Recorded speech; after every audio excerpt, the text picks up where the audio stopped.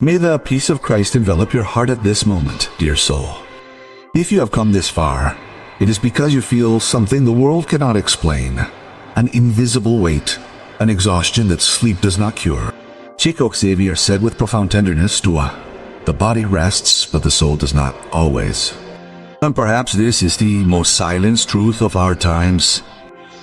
You wake up tired, even after sleeping 8, 9, 10 hours. The body has rested, but the spirit has not. The bed has become a refuge, a safe haven. The only place where the world does not demand, does not charge, does not judge. And you know it's not laziness. You know it's not weakness. But no one around you understands. They say you need to react, get up, occupy your mind. But what if I told you that this desire to stay in bed is not your fault? What if it is a cry for help from your own soul? A silent scream coming from layers you didn't even know existed? And there's more. There is a revelation that Chico Xavier brought about this. Something that superior spirit confided to him, but that few have dared to divulge. Something about what really happens to sensitive souls at this moment in planetary history. And you will discover this today. But first you need to understand 3 hidden truths. The first will make you question everything you've been told about tiredness. You don't want to stay in bed because you're weak, but because your soul is crying out for help. Before we continue, write the word awakened in the comments. This word is a silent pact between tired souls who have chosen to understand themselves instead of judging themselves. You are not alone on this journey, and what I will reveal in the next few minutes may be exactly what you needed to hear. There is a type of tiredness that doesn't come from the muscles. It doesn't come from a lack of vitamins or hours of sleep. It comes from a deeper place, from the very spirit, that invisible body that carries the marks of everything we have lived. Andre Louis, in the works psychographed by Chico Xavier, describes something impressive. Dense fluidic discharges. They are like heavy clouds that cling to the spiritual body. They accumulate day after day. Dense thoughts, heavy atmospheres, unresolved arguments, energies that we absorb without realizing it. Let me tell you something Chico Xavier witnessed. A woman sought spiritual help after 5 doctors couldn't explain her chronic exhaustion. All her tests were normal. Her vitamins were up to date, but she could barely get out of bed. During a mediumistic meeting, it was revealed she worked in an environment so charged with envy and competition that her paraspirit was literally soaked in dense fluids. It wasn't depression. It was energetic contamination.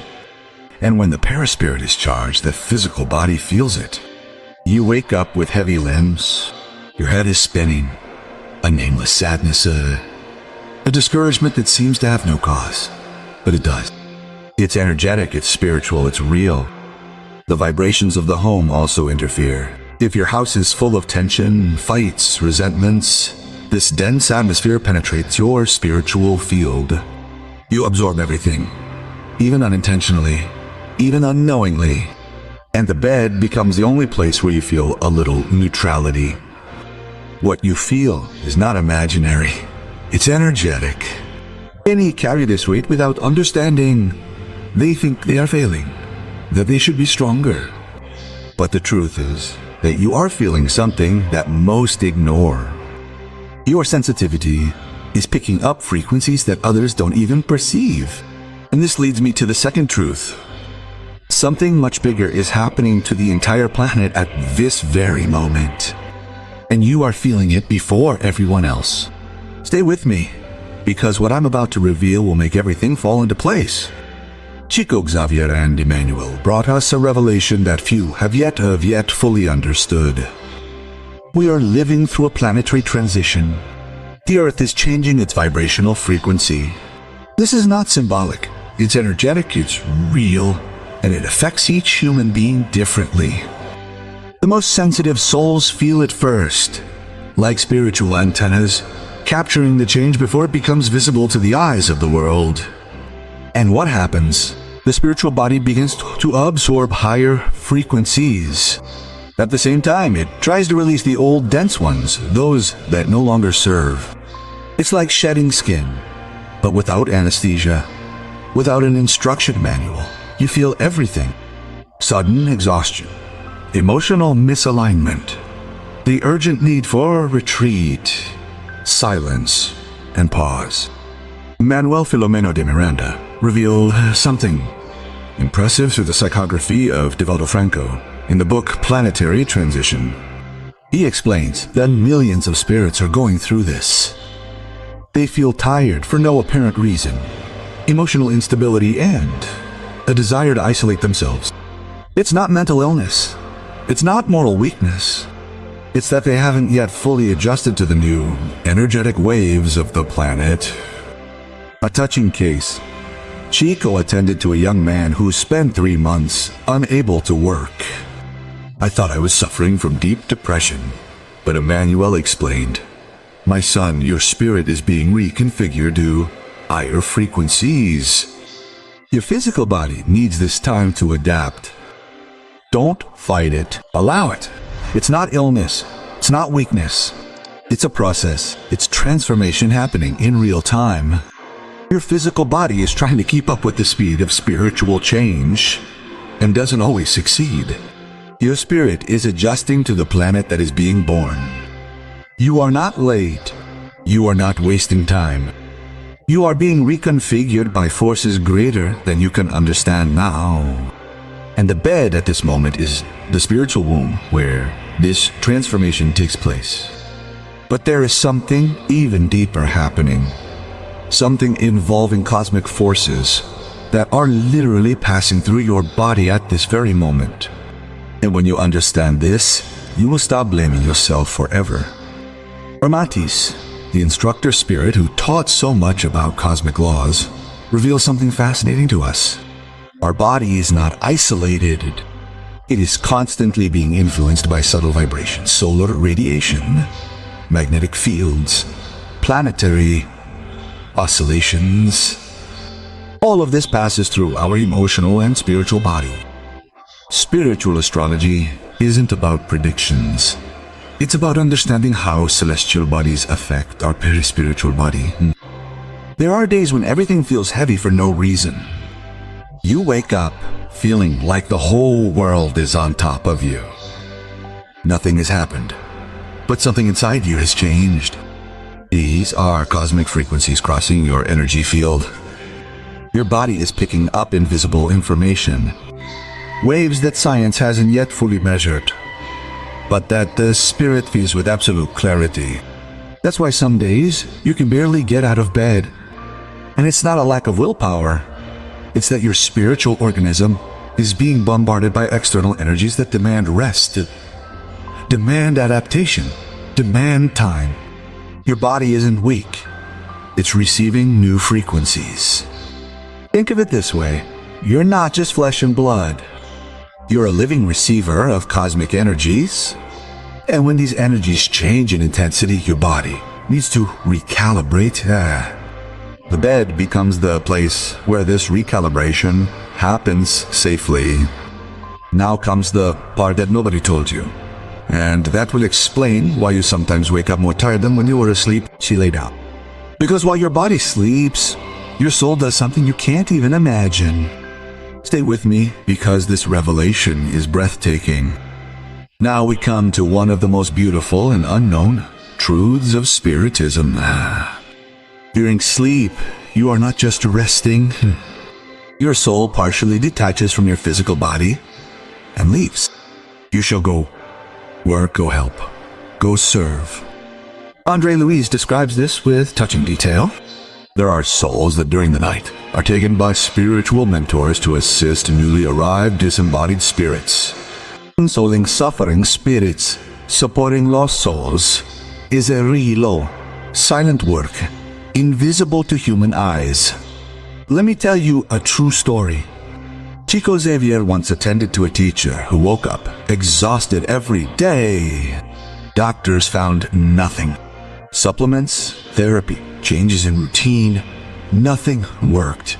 Until in a mediumistic meeting, Emmanuel revealed it. She spent her nights supporting disembodied children in spiritual hospitals. Her physical body rested, but her spirit worked tirelessly. When she found out everything made sense, the images she saw upon waking, the feeling of having lived something intense, the inexplicable sadness she brought back from sleep, it was real. She was a light worker and didn't even know it. Many of you watching this now are like that, light workers, even without knowing it. You astral project.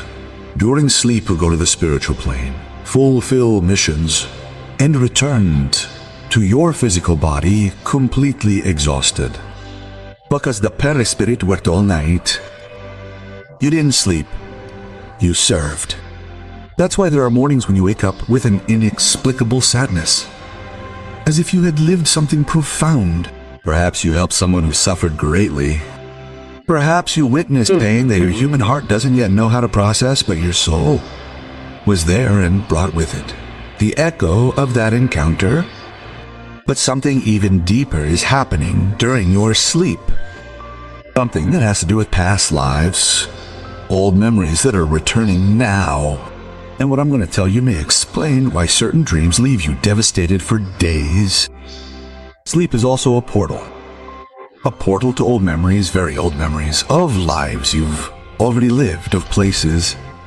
These are memories of places you've lived in, of battles you've fought. And sometimes these memories leak into the present. You dream of deserts you've never visited in this life, of monasteries you've never been to, of wars you've never consciously witnessed. But upon waking, you feel a tightness in your heart, a constricted throat, an anguish that has no name. Chico Xavier recounted a striking case, a man who had recurring nightmares about dungeons, chains, darkness. He would wake up, sweating, trembling, unable to fall back asleep. For years, he thought it was just a disturbed mind. Until in a spiritual regression he discovered, in a past life he was unjustly imprisoned and died in captivity. The unhealed trauma has spanned centuries and now demands healing. These are spiritual memories, unhealed traumas from previous incarnations, debts that need to be redeemed, patterns that need to be broken. And all this emerges during sleep, when the barriers of the conscious mind are low. There are souls who were expelled, persecuted, betrayed in other lives, who now, upon waking, feel fear without reason, distrust without apparent cause, isolate themselves, because something within them remembers the pain of trusting and being hurt. Some heavy dreams are not dreams. They are memories. Your body is not sick. Your mind is not failing. You are going through a process of spiritual rescue. These memories are surfacing to be seen, understood, forgiven, and finally released. But until that happens, they weigh you down, and you carry that weight in bed where the spirit tries to reorganize what the soul has fragmented. And this leads me to something you urgently need to know. Because perhaps the problem isn't even you. Perhaps it's the world out there. And when you understand this, you will stop forcing yourself to get out of bed. Perhaps you have already felt this. You leave the house and instantly feel your body become heavy. Your heart races. Your breathing shortens. Nothing has happened. But you know something. In the external environment is vibrating at a frequency that your heart chakra rejects. It's not fussiness. It's not whining. It's real hypersensitivity. Your energy field is so refined, so sensitive, that dense environments physically hurt you as if your spiritual body were an unprotected antenna picking up all the frequencies around it.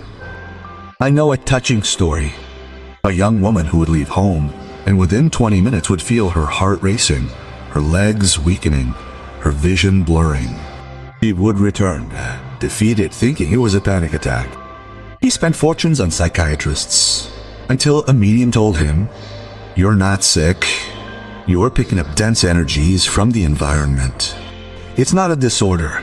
It's misunderstood mediumship. There are people who drain you just by being near them. Places that suck your energy in minutes. Conversations that leave you exhausted for days, and you go back home to bed seeking to neutralize yourself, seeking to recover what was drained outside. The soul that prefers the neutrality of home is not running away.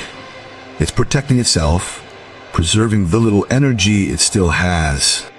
Because out there, the world demands, judges, invades, oppresses, and you can't stand being invaded anymore. You don't avoid the world. You protect yourself from it. This doesn't mean you'll live locked up forever, but it means you need to learn to choose better where you put your energy, with whom you share your time, in what environments you allow your presence. Because your energy is sacred and deserves to be preserved. And there's something important you need to know. This withdrawal you feel is not loneliness. It's something much deeper. Something that the guardian spirits are working for you right now. And when you discover what it is, you will feel separated for the first time. Emmanuel, Chico Xavier's spiritual guide, brings us a liberating truth. Retreat is a defense of the soul, not escape, not cowardice. It is spiritual wisdom. It is the spirit recognizing that it needs protection.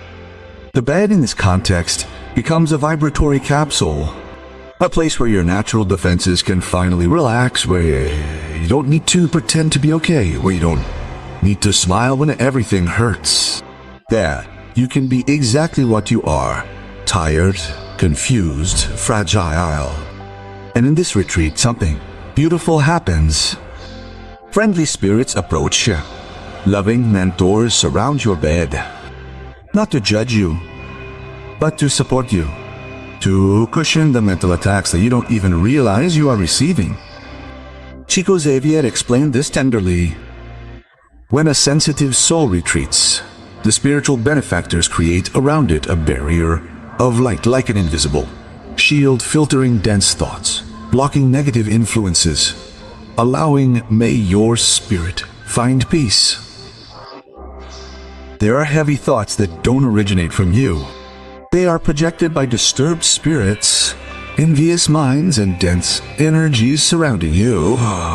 And when you are vulnerable, these thoughts cling, convincing you of terrible things about yourself.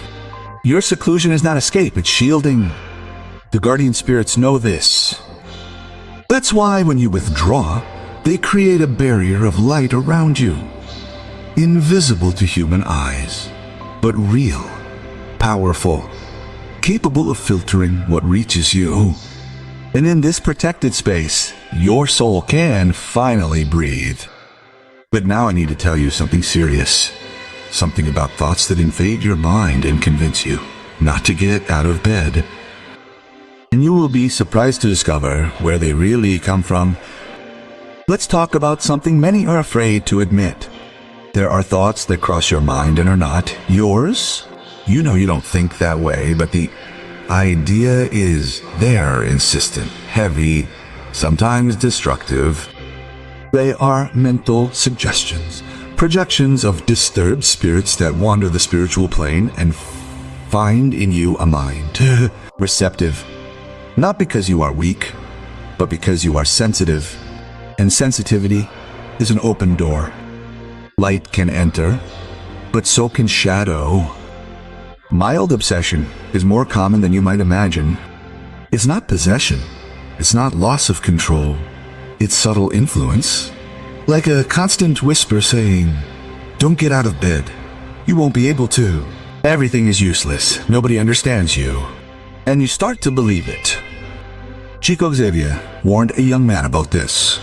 "My son, this thought of giving up on everything is not yours. It's an external suggestion. Observe. When you pray, it diminishes. When you distract yourself with something positive, it weakens. Your own thoughts don't escape the light, but implanted thoughts do." And the young man witnessed it. In minutes of prayer, the mental weight disappeared like mist in the sun. The bed then becomes a prison. Not because you wanted to, but because your mind has been hypnotized by external vibrations. You think it's your own thought, but it's a silent, invisible, efficient attack.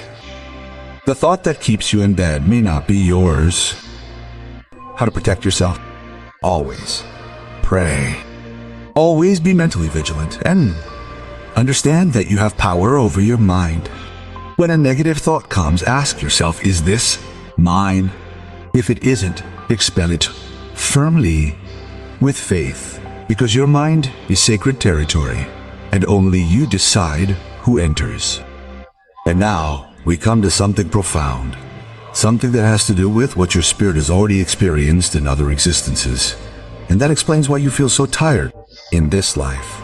Stay until the end, because that will make everything fall into place.